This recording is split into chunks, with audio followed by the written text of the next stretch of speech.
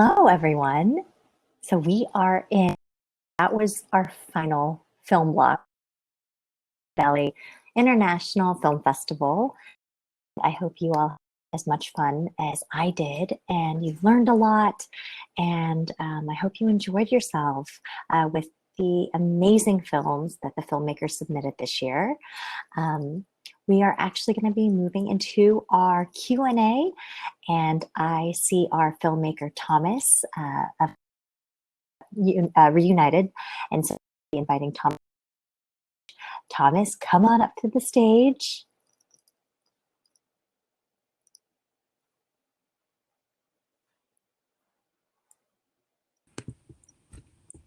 Hey, everybody. Hello, Thomas. Welcome. Thanks for having me. This is gonna be... Yes, you're very welcome. So I know that we had chatted throughout the festival, and you had mentioned that you had not seen this film in a long time, and so this was going to be the first time you're watching it in a while. Yeah. When you saw your film, it was fun. It was cool reliving like what we had to go through to get it made, because we did it during a pandemic, and it was just like funny. Like I look at certain scenes, I was like, oh wow, that took a long time to get there. Just like remembering rehearsing stuff. It was definitely nostalgic in a way. It was a good time. I feel really proud of it. I think we all worked really hard, and yeah, it really was a team effort. So it was really nostalgic, and I feel really good about it. Super grateful. So Thomas, whose idea was it to make this feature film during the pandemic? Like, was it one of those things where you planned to shoot this, like maybe you had a script like before, or like what was the thought process and how did this film come to be? So funny enough, myself and my editor and film and cinematographer Chris Baroni, who's in the audience. Shout out to Chris. Should we bring him up? We were oh sure, yeah, if he wants to. Yeah, sure. Oh, did I freeze? How's it going? Oh, am I muted? Oh, there we go. He's back. There. Hey, how's it going? Yeah. So basically, hey, Chris, we were working on a project. Hi, thank you so much for having me.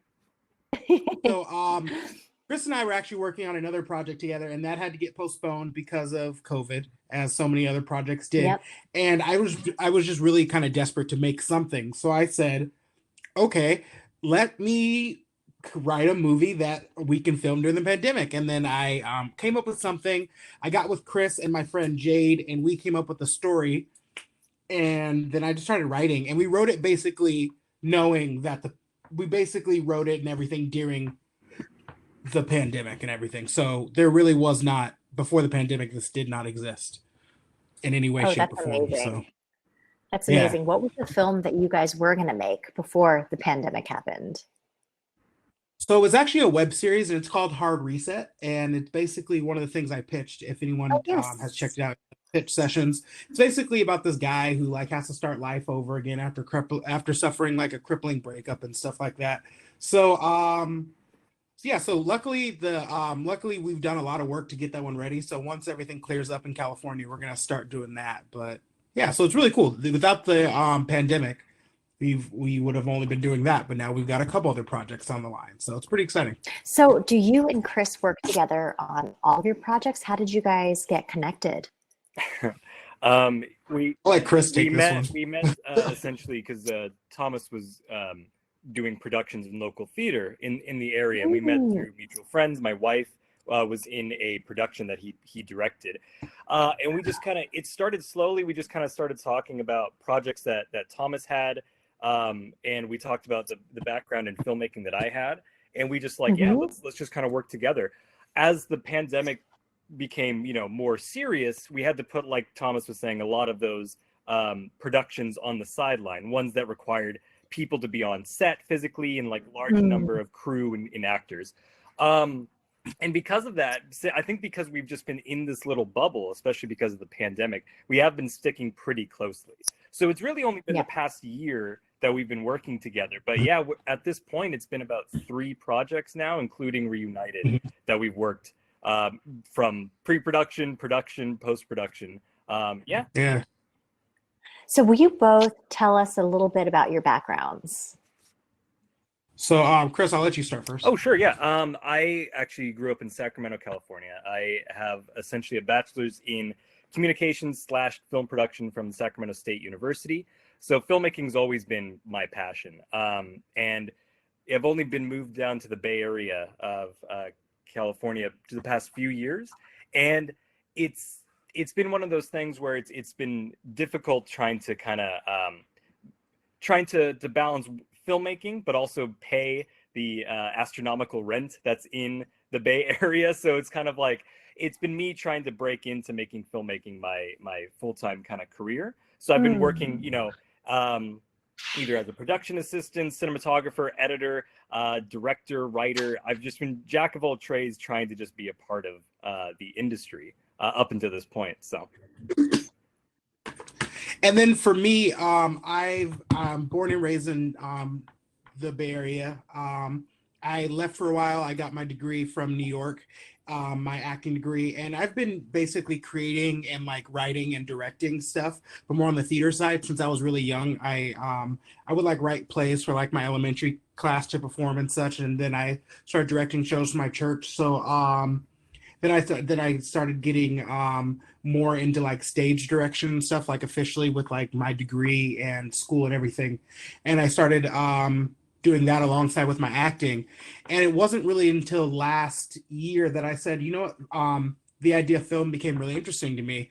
And I realized through this time that a lot of the same stuff for directing for stage, which is what I'm used to, is applicable to the camera. It's just all about, instead of a huge audience, you just have this audience of just camera. So it's all about taking the skills I learned from there and like putting them into this new medium, which is really exciting. Because at the base, it's all really the same. It's just how you get there is a little bit different.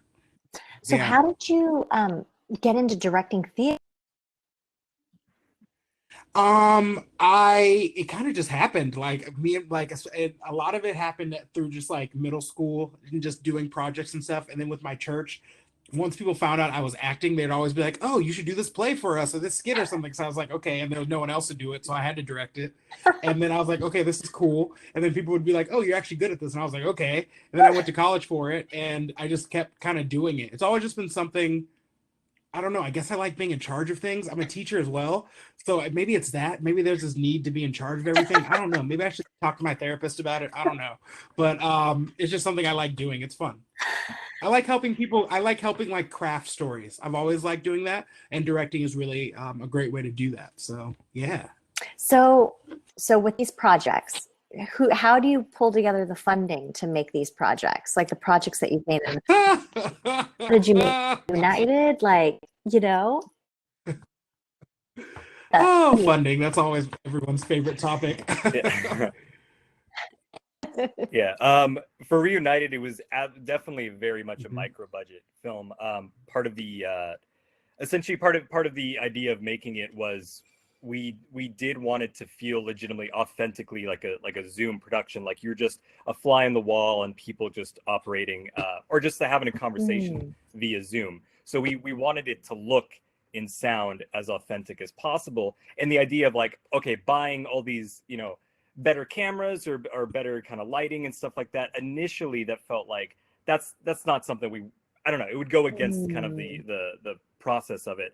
But when it comes to the other productions, those absolutely do require bigger budgets. So it's a lot of self-funding, as well as just kind of like, doing Kickstarters, kind of running sort of promotions. And Thomas, we've done GoFundMes, we've done fundraisers, we've done we've really tried to get creative, especially for Hard Reset. And yeah, like Hard Reset, we did a fundraiser. We've done a couple fundraisers, and we did a GoFundMe. We've raised a little more than almost $1,000 for that project, and then we're just continuing those. And yeah, so a lot of it is just like reaching out to our friends and community members and stuff like that. And then also we're looking into getting sponsorships. Hopefully, we're looking into getting some. Yeah, and just really putting the story out there, because we have a really cool story and we know people will relate to it. So it's all just about finding the right people and seeing who we can meet, and hopefully people want to help us out, because I mean, that's what this community is. It's just all about just helping each other out. So which I love about the creative community. So yeah.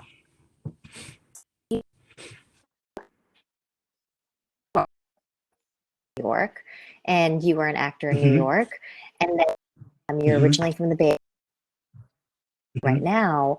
What have you noticed the difference between just, I guess, acting and the film, film world in New York versus the Bay Area? So I never got to experience the film world in New York. When I was in New York, it was really just stage Ah, acting. So, ah, but the thing that I do know is that there's a lot more production in New York right now than there was when I was there. Because mm, 5 to 10 years ago, LA was really the place for film production. But as yep, the years have gone on, it started to really branch out to places like Atlanta, Chicago, New York, where it's cheaper to actually do stuff. So yep. it's a lot bigger than it was when I was there. And a lot more productions are like actually filming there. Like there were only a handful that were there when I was there, but now there's like a lot more. So it's Mhm. really booming. And a lot of it is, and one thing I've just noticed in general is they're taking a lot of stage actors are transitioning from like Broadway to doing film in New York, which is really Mm. interesting. Whereas before a lot of people from LA were going there, but now they're just plucking people, it seems, from like Broadway to do stuff there. So it's interesting. It's very interesting. Hmm. So for anybody in our audience, if at any given point you guys have a question, type a question. It'll pop up in our Q&A block, and after I'm through with the questions that I had prepared, we will go over to the audience. But in the meantime, just continuing on. So is Reunited one of the first projects, or have you done? Can go for both Thomas and Chris. And what were those other projects like in the past? Uh, I'll let you go yeah, first. for me, this is the first time that I've had to work for Zoom specifically. Mm. Everything else has been, more traditional filmmaking. And the other projects have ranged from something as simple as like commercials to music Mhm. videos to short films. And yeah, it's so what I usually resonate with, or the ones that I kind of gravitate towards, are more of narrative filmmaking. In fictional narrative filmmaking, I've also like dabbled in documentary work and stuff, Mm. but I love the creativity of just crafting a story whole cloth, start to finish. Yeah, so Reunited though was, even though it was done through Zoom, was technically the first feature length film that I've Oh, worked on wow. in this capacity. Yeah. Everything else was, yeah, like I said, either a short film or a music Mhm. video, which I mean, immensely proud of, but just, the work, even with it all being done through Zoom, the work obviously just, is exponentially increased. Everything that you have to do, everything you have to kind of try and manage just becomes increased. Yeah, and for me, this is actually really my first foray into officially filmmaking. Like I've done a student film back in New York, but this was really my first time really like acting on film, writing a Wow. directing a movie. This is like a big first for me. Thomas, that is So like incredible. thank you. Thank you. It's a honestly I had such excellent people around me. Like just from the jump, like when I called Chris and my friend Jade, they were like, "Okay, cool, let's do it." So like that gave me some hope there. And then I cast an amazing group of people, and then they helped really elevate everything. This really was a group effort. Like we all really helped elevate the story and take it to a new level. But yeah, for me, this was like my first foray into filmmaking. So I'm like, this is like my baby. So like I'm super proud of it. You So know yeah, what this is like I yeah. am so impressed by? I'm so impressed by a couple things. Usually a lot of filmmakers are they're hesitant to just jump in and make a feature, right? But here you are, just like using this COVID opportunity, this COVID time, to make this feature length film. Is like, it's so funny because a lot of like features, a lot of people are afraid to make, not afraid, but they're hesitant to make feature films just because they want it to look completely polished, and they want it to have these like crazy like like shots and these like camera angles, all these things. But it's so crazy because you created this project. It it's supposed to be like this like virtual reunion, and it's just, it worked. It didn't necessarily, like, like Chris mentioned before, like it didn't have to have like the perfect lighting or like be like completely like polished looking, because you guys wanted to be authentic to what a real Zoom call would be like. And so yeah, I just think it's so great that like filmmakers like yourself, Thomas, where it's like something horrible happens, like people are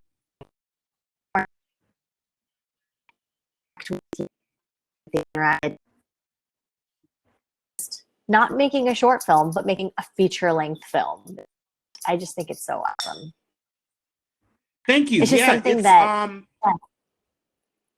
no, it's always been one of those things for me that I thought would be cool, but I never like had the time to do it. And we kind of found, like, COVID has sucked for so many reasons, but I have been blessed with just a lot more free time than I've ever had in my past. and totally. A lot of the people that I want to create with have that same free time or some sort of version of it. So we've been really able to like collaborate in a really cool way. So thank you so much. And honestly, a lot of it is Chris, because Chris helped me so much along the way, because I had never done this before. So I was like, I know how to work with actors. I know how to do stuff on stage. And Chris was like, well, you can try this. He really helped like really shape how I thought about things, and just like, and really kind of just was like, hey, it doesn't need to look like this. Let's just try this. And I was like, okay, let's try it.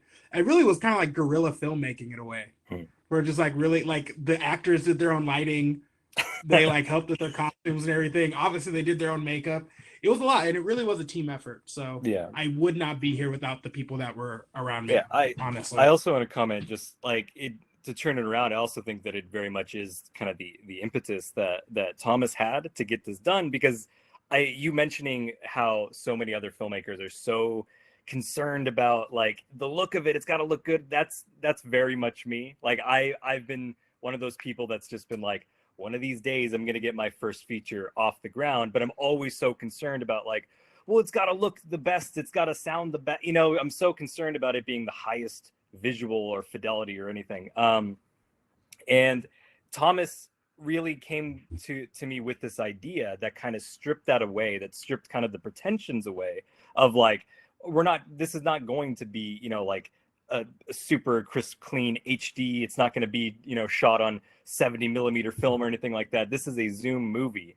And just his will to get it done, like from writing the script to directing and acting and just completing it, it was really something special. Like this, like his ability to get this off of the ground was something that I took to heart, and something that I found to be like kind of a learning experience as well. So thanks, man. Yeah, I appreciate it.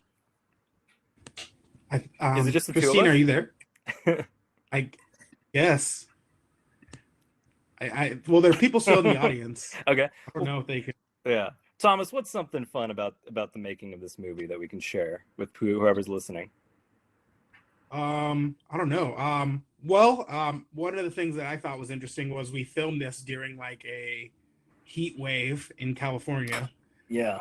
And I don't have AC, so it was like filming in a room that's like 90 degrees with a ring light in your face. Mm-hmm. Having to act like you're comfortable was very uncomfortable, but hey, we did it. For sure. And having people, you're like, can you close your windows? Can you not have fans on? Can you not have the AC on, because it'll create noise? And so I'm sure everyone else was just sitting in this hot box of Yep. Except for Jade. I know Jade has AC. I know Justin did. Gabby's in LA, so she probably did, and Elsie was in San Francisco, so I don't know if she needed it as bad. And do you have AC? Yeah, thankfully I wasn't the one being filmed, so I got to blast that where everyone else was suffering. Actually, I had my fan on. We never heard it, but mine was on. It was behind me. Though. Never heard it though. Yeah. What about you, sir? What's that? What's some good memories from you? Oh, I'm just I always just think about the process that we took to do this, because like I said, neither of us have worked with Zoom in that capacity. I feel like everyone in the past year has used Zoom. It's just for work meetings, but trying to figure out, okay, how to craft a visual story this way, how to work with lighting. Even when we tried to do it just like micro budget. We don't have to worry too much about the lighting. You still have to worry about the lighting. You can't just throw on the overhead light and call it a day. So it's still a lot of like rearranging and working with the actors to kind of like, do you have a lamp? Okay, can you move that lamp close to you? Okay, no, my bad. So that was the most difficult part for me, was trying to light each room just with the equipment that everyone else had, because I'm so used to having like, you know, proper lights or a softbox or bounce boards and stuff like that. So no, you had to, this really pushed you. So next time when you get back on regular film set, you're gonna be like, wow, this is heaven. Really took that for granted, just how, because I wanted to reach through the screen and just say, move the light this way, but you can't. So you got to work with what you got. And then you had to deal with like, what's your left is not my left, and then God. all that stuff. We'd have to be like, turn it this way. Wait, no, the other way, like 90 degrees. Yeah, it was just so much. Some of the webcams had like mirrored images, so but not all of them did. So it was like, you know, trying to direct traffic in that way. It was difficult. Yeah. Oh, are you still there? Oh. So I was like, I wonder what's going on. So I'm so glad you guys just kept the conversation going. So another question that I had was, how did you guys think of the script? How did that come about? Like, you know, this specific story, like, tell me about that thought process. So I'm going to start, Chris, and then you jump in, because I'll go in the order of how we came up with it. So basically what we did was, I was thinking, and I remember I was in an emotional place because I just wanted to create something. I was at that desperate moment, and I said, I want to create something right now, but I can't. And I was like, well, we have Zoom records, and I was like, okay, let's try something there. And a couple, I was like, Zoom records, and then they had made a couple other Zoom movies like that. Host and Unfriended had been made, so I was like, okay, those are interesting. So I was like, okay, well, I said I want it to be something that people could relate to, that people are going through. So I said, my high school reunion was last year. I didn't go, but imagine if it was this year, it would be canceled. So I said, okay, well, what about if friends get together? And that's kind of the idea I came up with. And I was like, and I came up with like 5 friends, and then I got with Chris and Jade, and they really helped me elevate the drama aspect, because when I came up with the idea, there's really no conflict, and then I'll let Chris take over from there. Yeah, it came, the original kind of,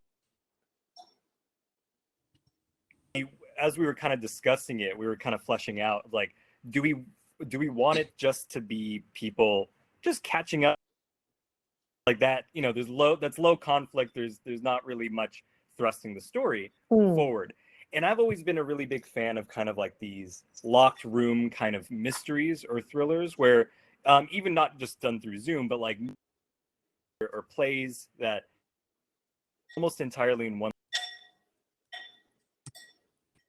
Oh, we lost Chris. Thomas, take the baton. Okay, so basically we needed some conflict there, and we knew that we didn't want it just to become people just talking over Zoom, because that's boring. So we were like, we need to add some sort of element there. So we were thinking, I was like, well, why don't we come up with a secret that happened in high school? And we were like, well, what if someone died? And we were like, okay, how do we get there? And then kind of everything just kind of spiraled from there, and it really just kind of happened. I remember it was just the 3 of us riffing off of each other's ideas, and then someone said something, and I was like, that's it. And then I was like, let me just write, and it just kind of happened. And then we kept developing, and pushing it further, and you know what, I think that's the coolest thing, because it's like, that just kind of goes to show you, it's like, you have so many people in this world where they won't do anything unless they have the roadmap before them. You know, unless they know exactly where they're going, exactly what they're doing. But the thing is, I realize that so much of life is just about taking, when you're sitting in the car and taking it out of park, just putting it in drive, like not knowing where you are going to be going necessarily, but just putting it in drive and just moving. And it's like, I feel like once you start moving, it snowballs and it takes on a life of its own. But in order for all these great things to potentially happen, you just have to take that first step. You just need to take that action. Yeah, no, I feel like that's kind of been my just mindset during this because I think to your point, a lot of people are scared to do things, and I'm scared too. Let me not say it like I was not terrified doing this. I was, because anyone that's written anything or anyone that's created anything or directed anything, that's your baby. And when you direct something, when you direct things like this, it is you're giving it to someone else to have an opinion of it. Definitely. And especially when we create the story, I gave you my story. It wasn't just me acting, it wasn't just me directing, it's my story that you guys get to have an opinion on. And that's hard. And that's something that came from my brain. And so and it's scary, but a lot of the time you just have to do it. And then the more you do it, the better you get at it. And I always wanted to create things. So I was like, why there's not a better time right now, so let's just do it, and we will figure it out on the way. And if I fall on my face, cool, great, I learned something new. And if I don't, I'm all the better for it. So I kind of just took a what's there to lose aspect for it. Like I didn't put my life savings up for it. I wasn't like risking my job. I had the time, so I just did it. So I'd recommend for anybody out there that's like, oh, I don't know if I can do this, just try it. Figure it out. There's always a way to do what you want to do. If an idea gets put in your head, you have the ability to do it. You just might not know it, but you can do it. So that's my little, I'll stop preaching, but that's it. No, I think it's great. And it's like, I love that too, just because with these Q&As, I'm recording them and I plan on sending them out to not only all of our filmmakers that were here, but I'm actually planning on sending them out to all of our tech professionals that participated in the speed networking. Oh, awesome. Because I just think that these Q&As are just such a great opportunity to just get to know our filmmakers. And, you know, they talk about their stories, they talk about, you know, things that have happened in their life, and what better way to, you know, really be personable. You know, that's why I love these sessions. It's like, it really gives people the opportunity to just really open up and, you know, talk more about their project, you know, and you guys have an audience, you know, so. Yeah. So yeah, I mean, Thomas, it's like you're actually working on 2 films, I noticed, because I know that there were 2 pitches. So tell us a little bit about that other project that you're working on. So so we're actually working on 2 episodic web series. So the first one being Hard Reset, which is one I mentioned a couple minutes ago, which is the project me and Chris are working on beforehand. And right now I'm actually in production for another project, and we actually just nailed down the official title. It's called A Love Like This, and it's all about finding love during a pandemic. I've always thought that filmmaking should be representative of the time. And if you look back at a film made or a movie or a TV show made during a certain time period, you should be able to look back and be immediately taken back to what that time was. Like if you look at like an episode of Friends that takes place in the 90s, I'm sure there's at least one episode that would not be an episode if they had a cell phone, because there wouldn't be an issue. But we can't relate to that now because everyone's got a cell phone handy to them. So so when you look back at this pandemic, I wanted to create something that when you look back at it, you can be like, oh, that's a perfect representation of what's going on at the time. And a lot of people who are single are dealing with online dating right now. And how do you do that when you cannot leave your house? So we came up with an idea that basically answers that question. And it's all about people that are falling in love virtually in a pandemic. And another portion that is really important to me is telling diverse stories of the Black experience, because oftentimes when you have Black stories, they're interesting, they're exciting, but they're all a lot of the times about the same narrative, and they're all based in trauma. Like you look at movies like 12 Years a Slave or like Driving Miss Daisy or Green Book. They're all rooted in Black trauma and Black suffering, and the Black people always win in the end, like the help. But Black people are so much more than that, and our existence more than that. And white people get the opportunity to be nuanced in film. People of color don't get that. So I want to create a story that is that. That's just about Black people falling in love, because there is not many stories about that. That's not rooted in some sort of trauma. So that's really where our story comes in. And also, we need a lot of love right now. There's so much pain. There's so much hurt in the world. And we need some love. We need some happiness. And like we did Reunited, and that's dripping with drama and dripping with pain. So I said, I want to write something that's all about some love. You know what? So I have a question. Like everything that you described, like that is why I love Tyler Perry. I love him for that Mhm. reason, because I feel like a lot of his movies that he creates are, you know, about Mhm. Black people just being normal, you know, like falling in love and, you know, thinking about like that, you know, I forget what, there's like this this actress that he casts and that he works with all the time. She's the cutest girl. She has like these dimples, you know, what is her name? I can look her. I don't know who you're talking about, but I think I can see her face. I don't know who you're She talking played like about, a but really yeah. crazy woman, and she just, I love the diversity that of the roles that she plays. Mm. I'm gonna look it up, but another another, I guess, like another film that he made was What Men Want. Have you have you heard of that movie? Oh, I don't know if that was him. I think he Oh wait, I was thought it? the one with Oh wait, Taraji oh wait, Henson, oh right? the actress I'm talking about is Taraji P. Henson. Yes, isn't she in a lot of Yeah, yeah, she's another. Yeah, isn't she's she in a lot of phenomenal. Yeah, Tyler Perry movies? She did. I Can Do Bad by Myself, and she did A Family That Prays. So she's done a Yes. couple. Okay. Perfect. Perfect. That's what I thought. Yeah. What Men Want was. It's not directed by him, Yeah. but I know I see her face because I associate her with that movie because I watched it. I completely know what you're talking about. It wasn't him, but I know what you're Yes, talking about. Yeah, but I 100%.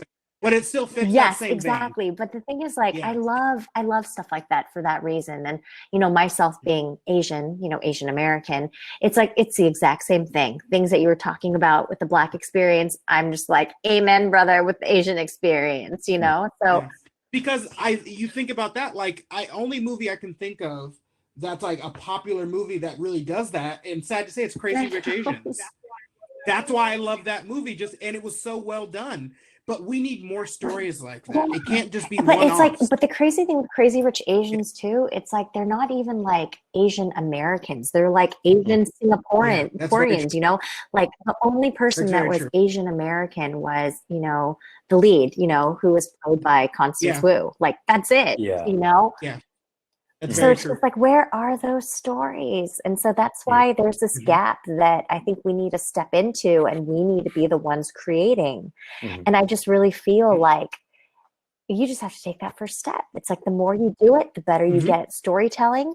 You meet more people, you learn new skills, you learn how to do things more efficiently, like how to make them look better, you know? And so, you know, my hat's off to you, you know, for doing that. But I mean, tell us a little bit about your experience, like, because like, are you single? Like, is that why you gravitated towards that script? Like, yeah, I am single. Granted, I have not had any time for dating during this pandemic because I've been doing a lot of this. But I did a lot of time. I spent a lot of time talking to friends who've done this, and I heard some interesting stories. like dating So that they during inspired the me. pandemic? Oh, yeah, people. Oh, Yeah, it's crazy. Like people are like, yeah, it's nuts. Tell us Like, what are some of the stories that you've like that your friends have? Yeah, oh dang. yeah. Oh geez. So like people like trying to, first off, everyone's trying to like having to convince people like, oh hey, I don't want to go out and meet you, like because like I'm trying to stay at home, and it's so many things. I can't think of anything on the spot. I'm sorry, I'm bad at that. But yeah, there's just so many funny things, and it's just weird. And then I also pulled just random dating stories that have happened that I've heard about, and then put them in a virtual setting. So yeah, so it's interesting because I imagine, because everyone longs for the human connection, and especially if you don't live with a significant other, you feel lonely, because whereas you might not feel lonely if you're just doing your normal life, because like you see people all the time, you get that human interaction. But if you're stuck at home by yourself, it's even worse. So it's all about just like wanting and desiring that love and connection from somebody. It's something a lot of single people can relate to. Not everyone's like Chris is married. He lives with his wife. He's good. But like the rest of us who are single, we don't get that. So it's all about that struggle. So I wasn't necessarily dealing with that during this pandemic, but I know lots of people who were. Well, not lots. I know a handful of people that were. So I really want to write a story that they can relate to. So Chris, I mean, I know that you're married, but do you have like, can you relate to some of the stuff that Thomas is saying? Like, are you guys working on that project together, or is that going to be something? We are. Okay. We are. Yeah. Thomas is pretty much the because I got a story credit for Reunited, but the web series Thomas was talking about, that he spearheaded the writing of that. Yep. But we're still working from like the production. I'm still the editor. But yeah, I definitely, part of the reason why I also liked it as well, the pitch that Thomas had and the scripts, was that I did very much relate to it. One, because there's like a lot of, like Thomas said, I know a lot of people right now that you know, are either single during the pandemic or trying to date virtually. And I can relate to that as well, because before my wife and I got married, we were kind of having a long distance relationship. So I see. I so forgot about prior that. to the pandemic, there was still a lot of times when you're just talking over, at the time it was Skype. Don't know what happened to Skype. Zoom took over. I know Skype just totally went away. Yeah, they had a 10-year head start and they blew it. That's hilarious. But they yeah, so I definitely related to that, because it starts off like, well, you know, you can have that connection, you can have that initial connection just virtually, just through Zoom and stuff, where you can feel kind of like a bit of a bit of a bond, you can kind of flirt a little bit, and it's exciting, but it does become very difficult. And I think the lack of proper human like connection really does start to weigh down on you. And that's why, you know, long distance relationships are very difficult. And from the people that I know that are dating now during COVID, it is very difficult, where even not everyone, you know, people have been kind of connecting through Zoom or texting, video calls. And the idea of kind of trying to meet up is terrifying for a lot of people, because it's like, okay, we meet up, but do we meet up in a park, and do we stay 6 feet away? Do I have to get tested after this, like COVID tested? It's just this whole new area of dating that wasn't even on anybody's minds a year ago. And now it's like, okay, so if we go on a date in person, do I have to quarantine for 14 days after? And yeah, so asking awkward questions like, have you been with anybody else, but not in the way that I normally means. Like it's real, it's strange. And it's in the fact that like Thomas was saying, there are so many of these stories that we hear, even if it's not specifically us that are like that's happening. It's sort of like we're compiling kind of this laundry list of like, that really happened to you? Okay, that's an anxiety that you've had, like this kind of awkwardness. And also like these fights, you know, because every couple kind of goes through arguments and debates. And some of these fights really come up from the fact that like we aren't seeing each other. Like, you know, we are separated physically. It's really was ripe for kind of exploration. I think Thomas is pretty he had the foresight to kind of really jump on that and kind of explore that. Because like, yeah, I know that a lot of people are utilizing kind of Zoom and they're making their own kind of pandemic stories, but I haven't quite heard of this. I haven't heard of anybody else that's exploring kind of what's the dating game like during COVID. Yeah. So.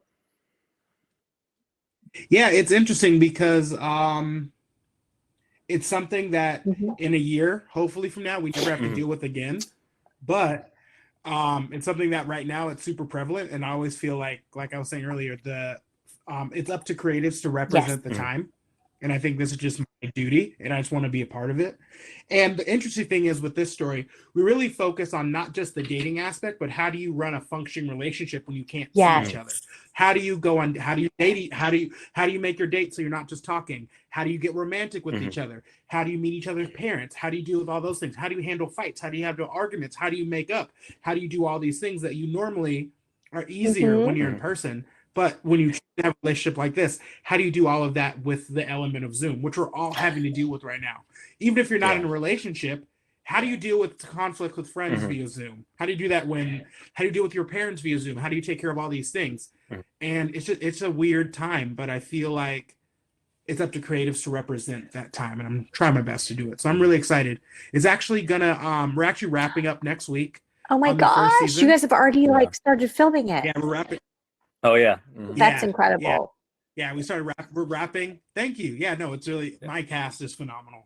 I have to, hats off to them. These guys are amazing. They're gonna blow everyone away. And we really kind of stepped up the game with lighting and cameras for this definitely time. like kind of dropped the the Dogma 95 mentality of like just natural light, don't worry about it, where we got kind of like we did pony up and got better cameras for the actors, better lighting and everything. So like right away, the just looking at essentially the dailies in the stuff that's coming back in as I'm preparing for editing, already I'm like, this visually looks so much more dynamic than Reunited. Like it still has a lot of like, it's definitely cut from the same cloth, and it feels like a natural progression. Like your Reunited for us was definitely, I was just talking to Thomas about it, where it was like this Zoom film school where it's like, okay, how do you make something good, like good quality content?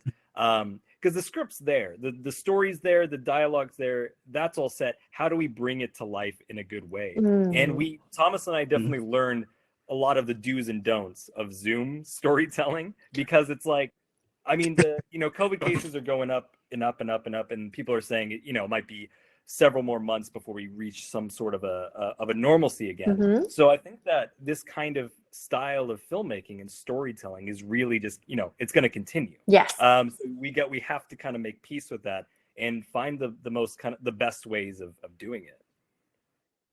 The interesting thing was, before all this, you guys remember that movie Searching? Me and Chris used that as I love that film. Great, yeah. We kind of use that as a we use that one more so than Unfriended and Host as kind of like our like inspiration. There were so many different, that's the word. Ways of filming, like the security camera. Was it the security camera? Exactly. Right. Yeah, security camera through at the funeral with that camera that was there. They were so creative. We were like, well, because basically you could still do that same story with traditional filmmaking, but they chose not to. So that's what we had to do with this one, and that's what I'm having to do with the Zoom with Virtually Single, which is now called The Love Like This. How do we tell the same type of story, but this is the camera, this little camera right here on my computer, instead of this it was being very the camera. Yeah, so sorry, Thomas. I was going to say that I was very inspired, especially by the director's name is Anish Chiganti. I don't know if I'm pronouncing that correctly, but he directed Searching, and he directed a new movie called Run, which I'm not paid to endorse it, but I highly recommend it. It's on Hulu. Is that the one with Sarah Paulson? Good. Anyway, the point. Oh, it's I can't tell you spoilers. It's honestly like I went in not knowing anything. He has an NDA signed. It's okay. Not knowing anything. It's essentially a young woman who's wheelchair bound is suspecting that her mother that takes care of her is hiding some secrets from her. Oh yeah, she got nominated. They got nominated for SAG Awards. Really? Yeah, for SAG nice. Awards. Sarah Paulson wakes up and gets a SAG Award and all that stuff. That is insane. She does amazing. Yeah. Oh my gosh. That filmmaker Anish is fantastic. I think he's a great up and coming new talent and voice, and the kind of vision that he had to kind of tell Searching as like, it's not just going to be done on video call like Unfriended was. He did so many things. He did it with like his phone. He did it. There was so much post-production work went into recreating like text messages and animating things so it looked like he was operating a computer. And it's that level of creativity that we're kind of taking forward. Yes. We want to step it up from, like I said, Reunited was a great stepping off point, and we're like immensely proud of it. And it achieved exactly what we wanted. But going forward, it's like there's still a lot more that we can do with this medium, this kind of new medium of filmmaking. Yep. And I think that's what it's up to us creatives to do. I feel like that's our duty. Like you take what you have and you build from it, and then every time you keep getting better. Like you look at some of the best filmmakers like Christopher Nolan right now, who's like the head of that like genre of filmmaking, whatever genre he's in. He's in his own brand. Big IMAX.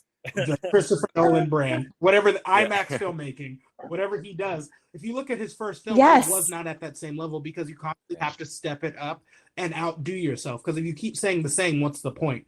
So I'm actually super proud that what we did with Reunited, because had Reunited not been what it was, we would not have the faith to be like, okay, how do we tell a different type of story? And then we go forward, we're like, okay, cool. When we get back into regular filmmaking, there's going to be things that we learned in this that we can take for those other projects. So I'm super excited to see like how how proud we are of Reunited, but I'm also excited to see what we can take from that and keep pushing ourselves just as filmmakers in whatever projects we do, because that's why we do this, to always keep getting better and taking it to the next level every time. And you know what? I think that there's really something to be said about filmmakers who, you know, are constantly creating and are actually like, you know, coming up with an idea for a project and then executing it and then actually like creating it and making it.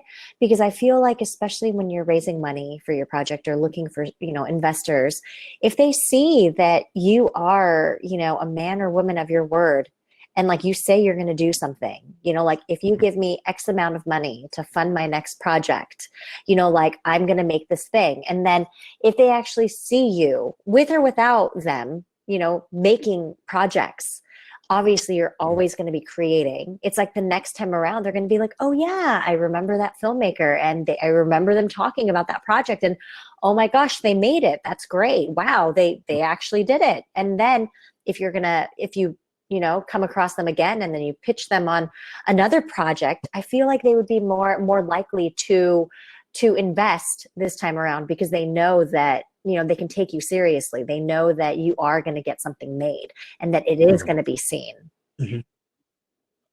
Yeah, that's kind of been I don't know what it is about me. I've always kind of had that.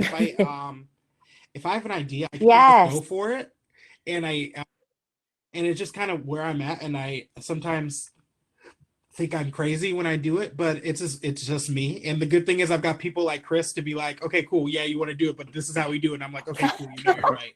Because you always have to have the balance. Agree. Like you gotta have the people that are like, yeah, do it, but this is what we need to get done. And I'm like, yeah, you're right. And then I get to pull back a little bit. Then we figure it out. Then we do it. So it's exciting. And I'm really honored just to be here and get to talk to you all, and just to have people watch our film and hopefully enjoy it. And yeah, this is a really exciting time. We're great. I know. It's like I really loved the script. I loved the script because of that little twist at the end. It was just like I was not expecting that. I was like, oh my gosh. Like what the heck? Yeah, no, it comes out of nowhere. That was kind of our goal. We wanted to kind of there were like little clues in the beginning, right? Like little clues, but you didn't really know how they tied to anything. And so, I mean, how did you come up with that? Those little like the twists and stuff, because I love movies with like twists. You know, it's like you think that you're going a certain way, and then it's not. It's not happening the way that you thought it would happen. Well, Chris, I feel like everyone has their own kind of writing methods, but it felt very much like for this one we kind of worked backwards. Like I said, I think before when we were kind of developing the story, we came up with these ideas of like what could happen. Okay, these are great. These are interesting. They've got some gut punches. There's drama there that we could really explore. How do we make this work? Wasn't there at one point there was like an alien involved? We dabbled a bit with like we joked around at one point. Elements, and we're like, let's dial it down a bit. So we were like, all right, let's get ET out of here. Let's make sure there's no ghosts or anything.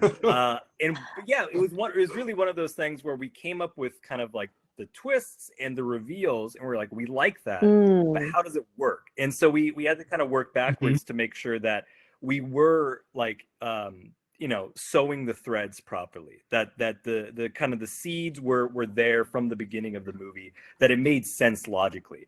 Because that's definitely something that I think even casual film goers kind of point out or notice, is if there's like these massive leaps in logic or things that don't quite connect, it really takes you out. And I think that's something that we were really cautious about, making sure that everything fit.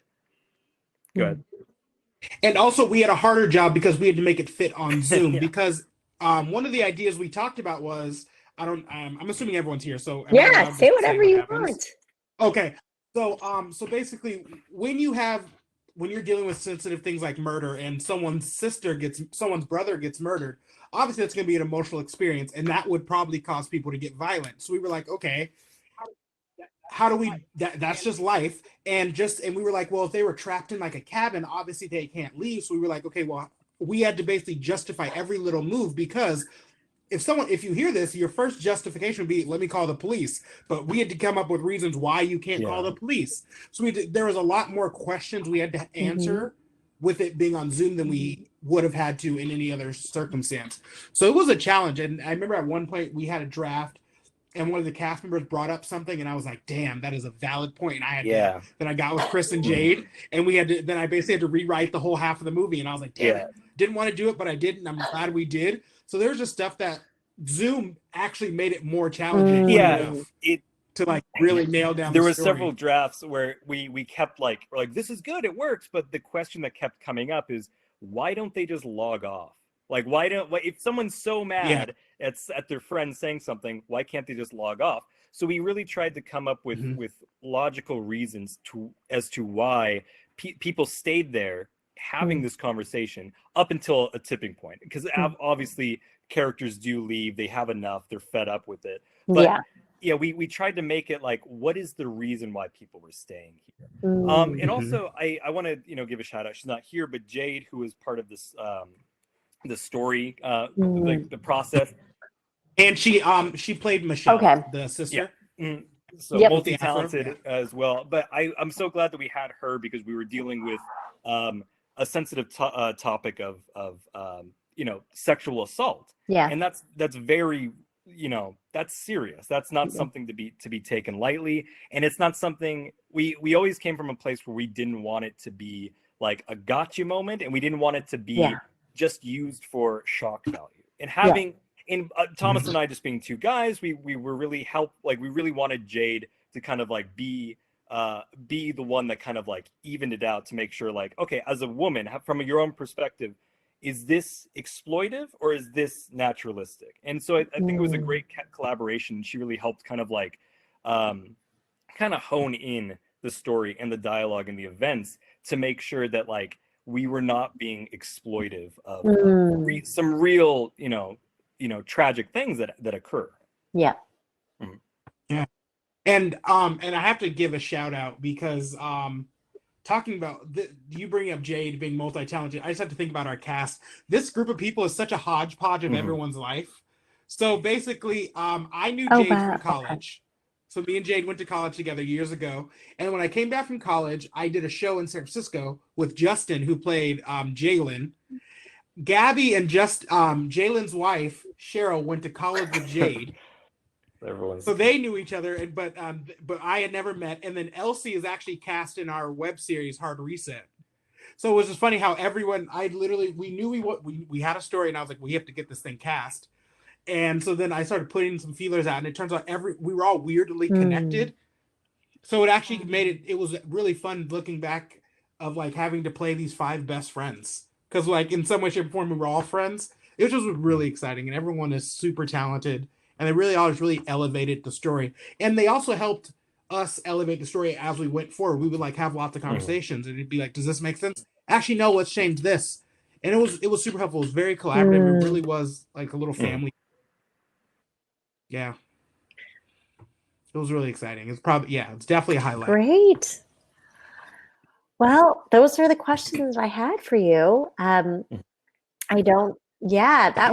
was awesome. It was so informative. I mean, I definitely learned a lot, I mean, I love what you said, Thomas, about, people are going to look back on this year, and they're going to be like 2020. Like, are we making art? Are we making films that are representative of the times? I never thought of it like that, and because it's like, because like a lot of the films that I've, a lot of the films that I've seen, a lot of the films that I've worked on, they're always like, oh, like we want to make it so it's like normal. We want to make it so that, you can't tell that, we're in 2020, right? So they're specifically just trying to make films that are just kind of like timeless and maybe like not specific to 2020. But I mean, I think that we do need films that are, like, you look back, you're like, oh, when was that film made? Oh, it was made in 2020. Oh yeah, that's when like they had that pandemic and the lockdown. And, it's like, I just think that, it's so true. It's so true. I realize that, I do. Yeah. Making films where you let people know that, yeah, this is what's going on in the world, like not even just our world, but it's going on in the world of like the characters in the film and stuff. I think that that's like really, that's a good point. And the thing that excites me is the projects we're working on. They're not about COVID. They just happen to exist in that world. Just like a movie in the 90s isn't about the 90s. That's just the world that they're living in. So it's that same idea. Because there's definitely movies that are gonna be coming out that are going to be about COVID. But I think and I think those hit a different niche. But what we're trying to do, and what I think we're both on the same page is, it's just representative and pays homage to the time that we can all look back like, that's where I was. I lived through the thing. Because if you think about it, COVID really, one of the things that scared me was I stopped thinking about COVID at a certain point. This just became normal. Totally. Like being at home, sitting at my computer all day, it just became what it was. There was a whole week where I thought I had not thought about COVID, and I was like, there's something wrong. Like that's not normal, because what we're living in is not normal, but it was becoming normal. It's just something I've been thinking about. And Thomas, you're right. I mean, I think there's already a couple out there, but there's going to be an onslaught of virus movies and movies that are about the illness. And, they have their place, and that, if someone wants to tell that story, more power to them. But I agree with Thomas, and I think that's why we're sticking together, is we're more interested in how does kind of this affect the day-to-day people? What's it like living? And it's, there's going to be, like I said, movies about like, oh, there's a scary virus and there's zombies or whatever because of COVID. But I'm more interested in like, what was it like to be a young adult or anybody in 2020? Like, what was the dating scene like? What was it like to? That's so cool. I think I love that you're working on a project, like that. Like what's the dating? Like not even the layer of like, what's it like being like a Black American, like dating, just like the normal, like, like something that all human beings can relate to, right? Like dating. But what's it like, doing that during these COVID times? It's just, I just think that that's such a, I love that angle. I love it. I really like, and I love that you've already started filming it, like the first, you've already, like you said, you finished the first season, the first episode. We're wrapping on the first season next week, and we're already crafting the second season right now. And the great thing is, ideally, hopefully in a couple months, we're out of this and we can start living our lives normally again. So late in 2021, we're actually going to start the second season, and we're going to be able to see how this couple transitions from the virtual realm into the real life, because that's what we're all going to have to go through. So like, how do you take what was virtual back into the real life? Make sure you submit this like for next year. I really want to see how it like. Oh, I definitely see how it like. Will. I'll make sure to send you the first. Yes, I'm so excited. Check it out on YouTube, everyone. It's going to be coming soon. Great. And just a reminder, again, all of our filmmakers that were at our festival, all of their pitches are available in our on-demand on the website, in the pitches on demand section of the website. So please, please go check it out. Thank you so much for your time, gentlemen. I had a blast having a conversation with you about Reunited, and I learned a lot. It was very insightful and thoughtful. And this recording will be made available. And if you two are available, please stick around for our Filmmaking 101 panel with our other filmmakers. And Thomas, if you want to join us, like, feel free to join in. Awesome. Great. Awesome. Thank you so much.